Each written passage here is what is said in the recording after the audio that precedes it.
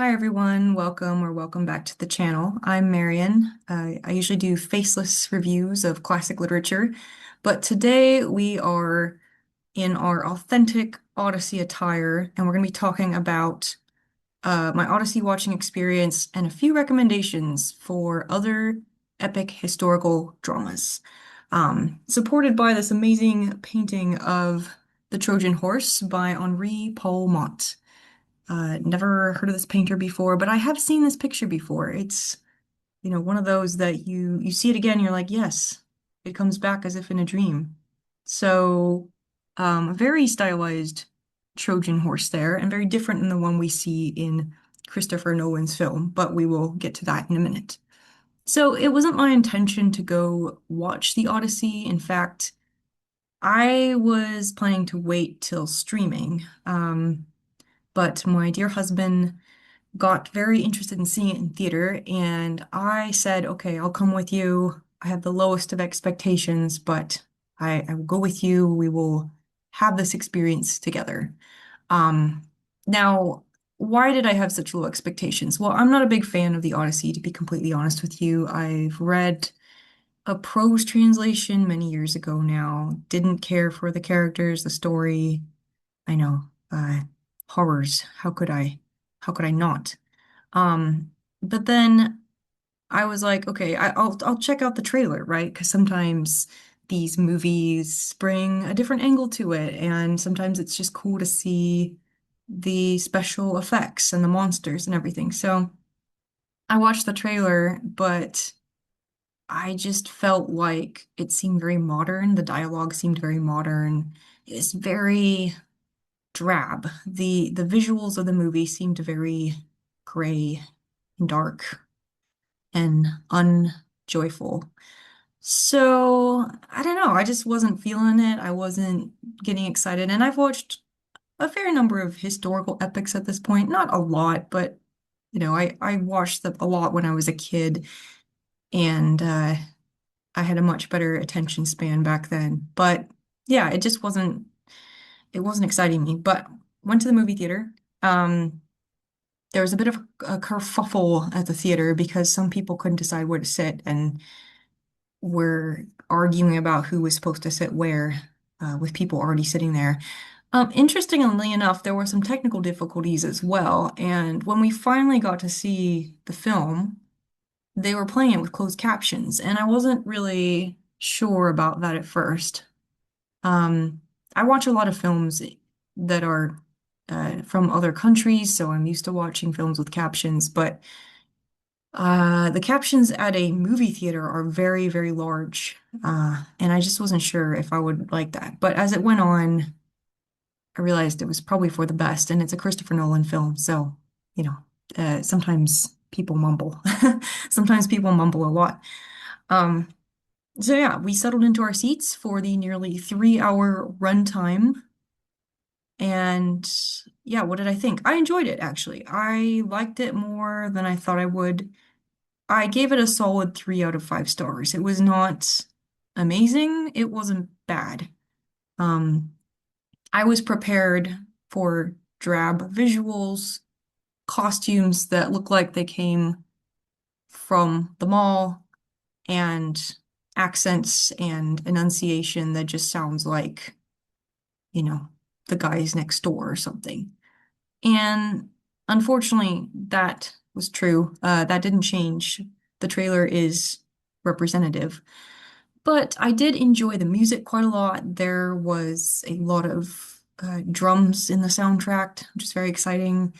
I enjoyed some of the shots, some of the visuals. The landscapes were very beautiful. The settings were very picturesque. And I think some of the action sequences were pretty exciting.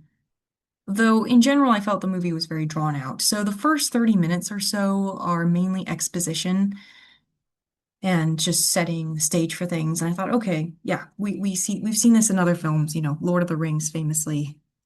It takes a while to get into it, so they'll move past that and then it'll start picking up. And it did start picking up in the middle. But this is a recurring thing throughout the film, and it comes back really strong at the end of the film. Nolan likes to explain everything in excruciating detail and likes to tell you and make sure you understand exactly what is going on and what it's supposed to mean. And, there's not really a lot of room for just getting it as a viewer. Like, he really wants to tell you and show you, but mostly tell you. So, that got a bit tedious. I think I did yawn at one point, about two-thirds through the film, especially as I got towards the end. Um, which is a shame because, as we know, the Odyssey is full of exciting set pieces, action scenes, battles, creepy stuff, which I think they did pretty well, actually. There were some really disturbing scenes. But nonetheless, the pacing of the film, the cadence of the film, if you will, just felt a bit weighed down by all this exposition that never seemed to end. And I think what it actually ended up doing was keeping me at a sort of an emotional distance from the film. There were a couple of mo emotional scenes, I will say, but for the most part, I just felt this detachment. I felt like I was sitting at the theater watching a movie, and it didn't fully immerse me. Um, so, but I still enjoyed it. And for a rated R film, I think it was pretty tame. I'm very squeamish, and I was able to easily look away from the squeamish bits, and there wasn't anything inappropriate in the movie. So, you know, a good film you can go with the older family members and just have a good time. Um, and the film had lots to say. So one of the things that I think I did struggle with is, on the one hand, the film's not like terribly historically accurate or accurate to the book, and yet it does have a lot of serious things it wants to talk about. Mainly, it wants to talk about Odysseus's conflicted feelings about war, his responsibility towards his men, and his PTSD from the storming of Troy, which I believe are interpretive layers upon the original, and kind of geared towards modern audiences where these themes about guilt in war have become a lot more prominent since the 20th century. So, this wasn't bad. I enjoyed those bits, but it also kind of seemed like certain parts of the movie were to be taken more seriously than others. Again, the costumes, the armor and the weapons looked particularly fake, which really surprised me. Because I've seen lower budget films that have better looking weaponry. But yeah, it is what it is. So, I think if the trailer intrigued you and if you just want to have a good time, and you don't mind a more serious film, you're not looking for just whimsy and fun, then I think you will enjoy the Odyssey. I think it's worth seeing at least once. But yeah, it was kind of just a 3 out of 5 for me. And I think a lot of that just comes down to I didn't really connect with it on an emotional level, except in like one or two very brief scenes. And I think the rest of it just I just felt a bit detached. Um, but that's me. All right, so for those of you who enjoyed it, or maybe you just like these sorts of films, what else might you want to watch in this kind of genre? So first off, and this film has been getting a bit of buzz, hype, if you will, in the context of the Odyssey coming out. Jason and the Argonauts, a movie from the 60s. Now, my husband and I watched this a week or two ago. Um, and it was fun. It was really good fun. As you might imagine from a film from the 60s, it's very campy. There's a lot of hilarious editing in it, random jump scares that don't really make a lot of sense. And the practical effects are truly impressive and a bit uncanny. There's a lot of stop motion animation for the monsters and very good stop animation though. Like it's aged quite well. So we enjoyed it. The portrayal of Zeus is really funny. I mean, he's kind of a riot, and you just get this sense of fun and adventure that you don't really get from the 2026 Odyssey. So if that's more your thing, Jason and the Argonauts is worth a watch. It's very 60s, but it has a charm to it.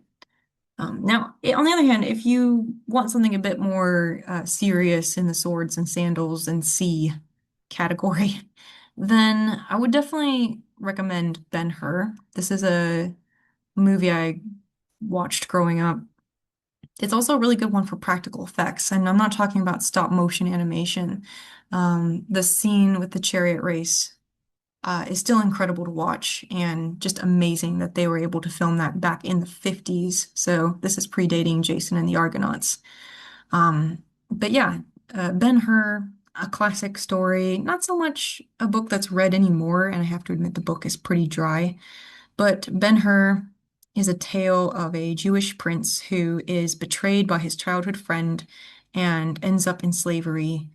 And so it turns into the sort of Count of Monte Cristo story where he comes back and is bent on revenge, but like a really calculated and spectacular revenge. And there's some other, tragedy woven into that as well, as we find out what happened to his family and everything.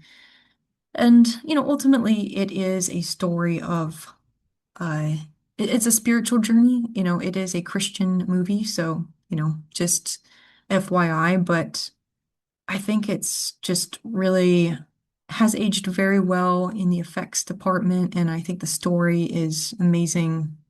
And, even if you're not a Christian, I think that there's enough in the drama and the human touch, if you will, that I think it's worth a watch. And again, it really draws you in emotionally in a way that I don't feel like the Odyssey does quite as much. But, give it a try and see what you think. And there is an intermission, which is nice. Now, something a bit different, but still within the realm of historical epic. Red Cliff. Now, I believe this is from 2008. This is a movie from Hong Kong, and it ended up being a real, blockbuster hit, especially in East Asia. It is based loosely on historical events, very loosely, and follows these two warriors in the South who have to bring together sort of a ragtag army of people to defend against northern aggressors. And the northern aggressor is, keen on taking the throne and also capturing one of the warriors' wives. So, high drama, lots at stake. But this is a movie for people who enjoy spectacle and Lord of the Rings style epic battles. One of the scenes in particular reminded me a lot of the Battle of Helm's Deep from The Two Towers. So if that's your jam, check out Red Cliff. It has some beautiful visuals as well.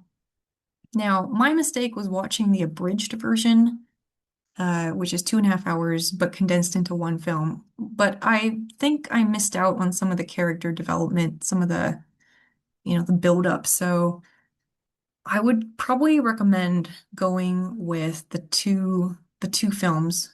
Try the first one if you like it, then watch the sequel. Um, and yeah, I can't speak for the whole film because I haven't watched the two parts yet. I've just seen the abridged version.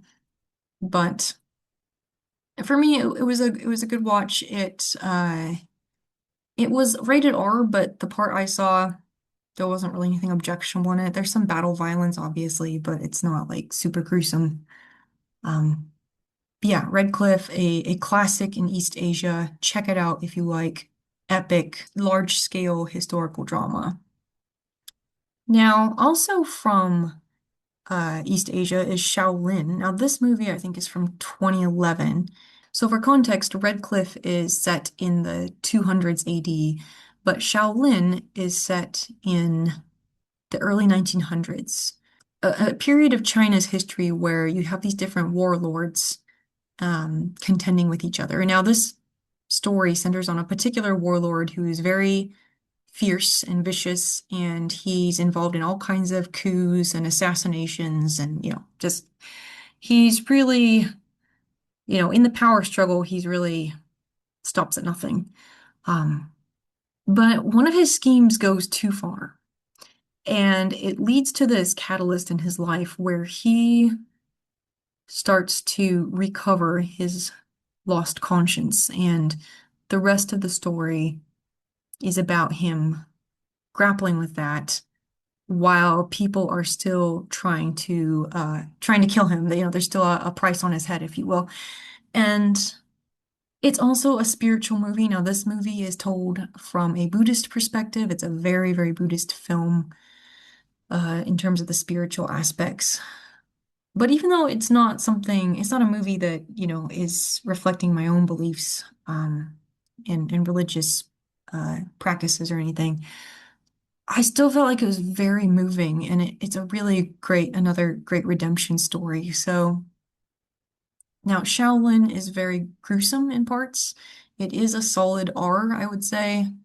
I mean, it's a film about war, so what do you expect? But yeah, just a heads up. I've watched it twice, and it's very dark.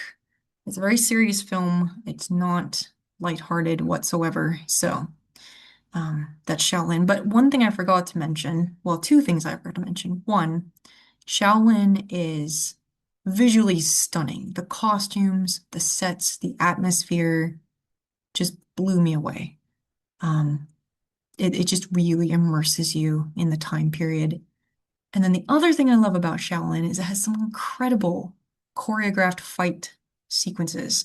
Now, this is something the Odyssey doesn't really have. The fighting in the Odyssey, I don't know, it feels a bit phoned in. It doesn't feel like they put a lot of effort into them. Now, Shaolin's on the other end of the spectrum where they put a lot of effort into the fight scenes and they are very stylized and choreographed. But if you like that sort of thing, um, it's a real treat. So don't be sleeping on Shaolin. Okay, last but not least.